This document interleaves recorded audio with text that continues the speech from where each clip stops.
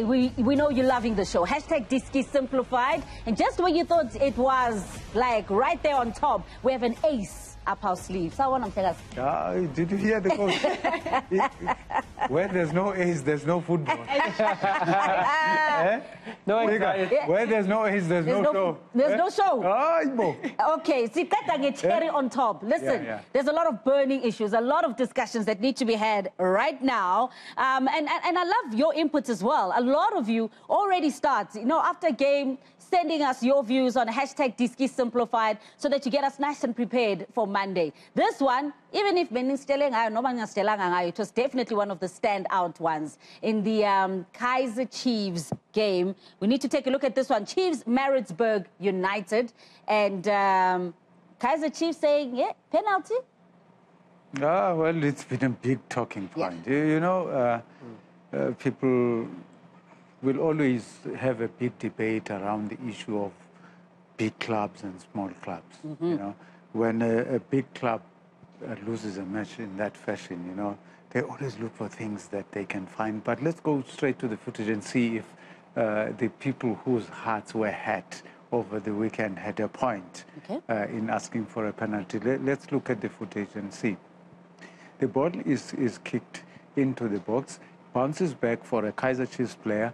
As he kicks it, it strikes the ground first, and then we'll see what happens next. You see, that's what happens next. And it did not touch the body of a defender before touching that hand.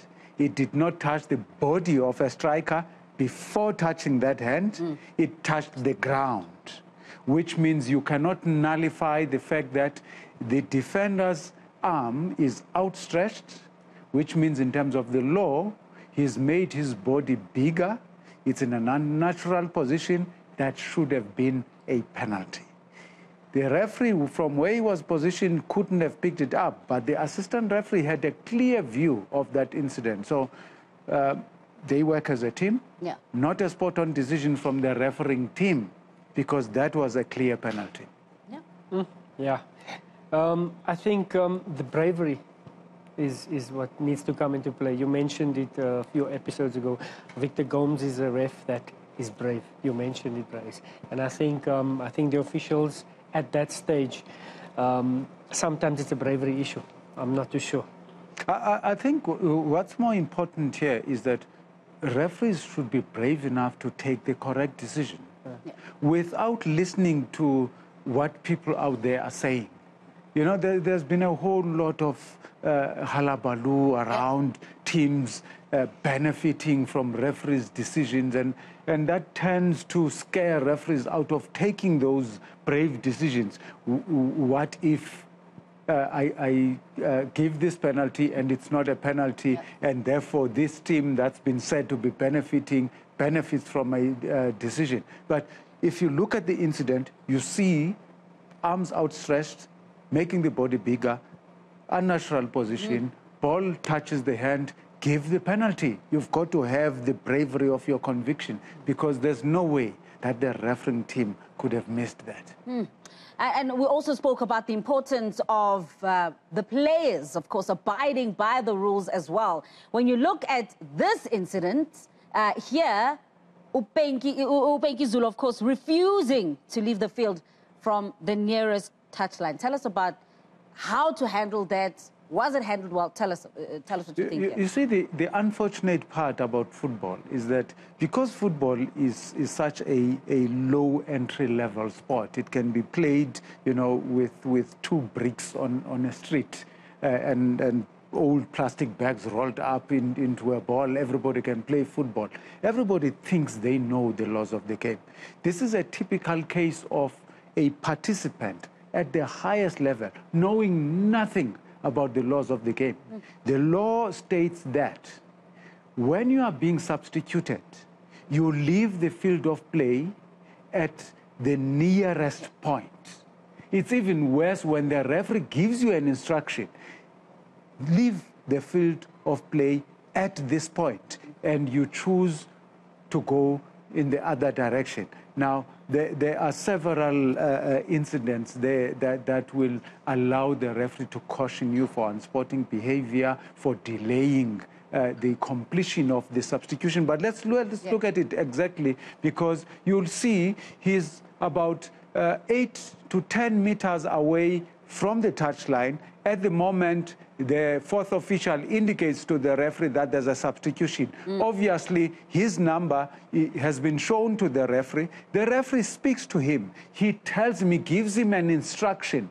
Leave the field of play at the nearest point. He chooses to go the different direction because in his mind, he's got the old law that when you are going out as a substituted player, you go towards where the fourth official is. From June 1, 2019, you leave the field of play at the point nearest to where you are or at the point where the referee gives you an instruction to leave the field of play. Yeah, I don't think that the player was thinking as well. Very emotional because it's the 46th minute. It's not like you're holding Orlando Pirates, it's 0-0, you want to kill some time, it's 85 minutes, you know what I'm saying? So I think disregard on all aspects from the player, and I think that the punishment was deserved. Yeah, and I think you look at Black Leopard's position also. Benki Zulu started the game. So that means he's one of the important players in the team. So now you're having an unnecessary caution because you have to be informed about the rules of the game. I feel that really wasn't thought through thoroughly from him. Again, we go back to the point that we always make here, Carol. There's a difference between clubs that call in experts during the off-season to come and speak to the coaching team and the players about the laws of the game, and those clubs that do actually call in the experts. It shows here. Yeah. Let's go to the KZN derby and see, when you look at the penalty that was given to Golden Arrows and ask the question, was that a spot-on decision? Let's go straight to the footage so that we can analyze that frame by frame. The ball is played into the box. The player goes in there, he receives the ball. There's a defender that clearly tries to go for the ball, but look at the calmness of the referee. Again, when you have a referee that's correctly positioned, he's able to see how the striker is tripped there, because that's a typical case of tripping an opponent. You will see in that instance, there's no attempt to play the ball. He is tripping the opponent. The referee has a clear view of the incident, blows his whistle, points at the penalty mark, and calmly says, I know I've taken a spot-on decision. You may remonstrate with me, you may want to argue, but if it's a spot-on decision, it's a spot-on decision, you can nullify it. I ain't shy, Lele. I won't lie. Yeah, no, I think that one was just simple. But then, Carol, there's another incident, I think, in the Chipper game, where one of the players went straight to the referee and tried to protest and got a card. Do you think Dapo could have gotten the same reaction or? Well, look, every time a player shows dissent, he must expect a card. Yeah. Sometimes the referee will try and manage the situation, but in terms of the law, he's empowered to show the card. Dissent by words, dissent by action, both of them incur an equal penalty, and that's a yellow card. And I think just looking back at previous incidents with Makola and Duty, players should be aware now. How do you approach the referee? Because we should have learned the lesson. When I do go, can I keep my hands behind my back and then remonstrate or ask? The referees never change their decisions, but you feel the onus to go up and say, listen, you done us in, or this or that or that. So it needs to be a caution now, because there's punishment that's been... You know, Carol, when I go to these clubs that do bother to call us in to speak to their players, I always teach them on a very basic principle, which is called show the referee your number. The moment the referee blows the whistle, show me your number. Turn your back to the referee. No matter what you say, you can even say the F word. As long as you're walking away from the referee will not show you any kind of card, because you are not really attacking him. But if you're not showing him your number, you're showing him your face, and you're going directly to him, no matter how soft you speak to him, if he feels threatened, he feels disrespected, he feels that you are being distasteful, he will show you a card, and you're gone. Let's talk about the Sundowns Cheaper United match and this incident here where the card was shown, red card. You know, spot-on decision from the referee. The only thing I'll fault on the part of the referee is the sequence of the decision-making. You blow the whistle for the foul, you deal with the punishment, and then you go back to the restart. The referee went whistle, restart, and then later punishment. It's whistle, punishment, restart. So that's the only thing that confused a lot of people there, because when the incident happened, he was spot on in blowing his whistle and giving the decision to take a penalty. But then, instead of quickly showing the card, which is the punishment that flows from denying an obvious goal-scoring opportunity, because that is exactly what it was. Remember that the laws of the game state that if a referee awards a penalty in a case where an obvious goal-scoring opportunity is denied, but the player was making an attempt to play the ball, then the referee will show a yellow card in giving the penalty.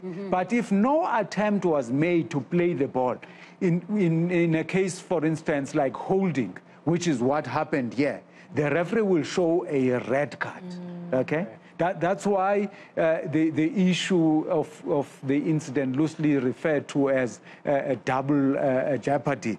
See, that's holding. Correctly given, denying an obvious goal-scoring opportunity by holding the player, no attempt to play the ball, correct red card. But incident, punishment, then restart. You don't do the incident, restart, and then later remember, hey, you know, there's a punishment that was meted out. My confusion was, because he didn't really go up to him straight up. But then later, when you realize, actually, I feel like I didn't give a caution there, then went for a red card. So no, it was almost as if he was chirping. Assuming it was decent afterwards, yes.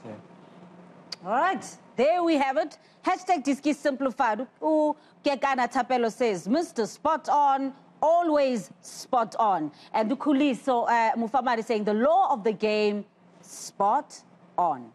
Siyabonga kakhulu. I'm sure that come next week, we're going to have more incidents to discuss right here on Extra Time, because as our in-house VAR says, there's no extra time without that extra cherry on top. Spot on?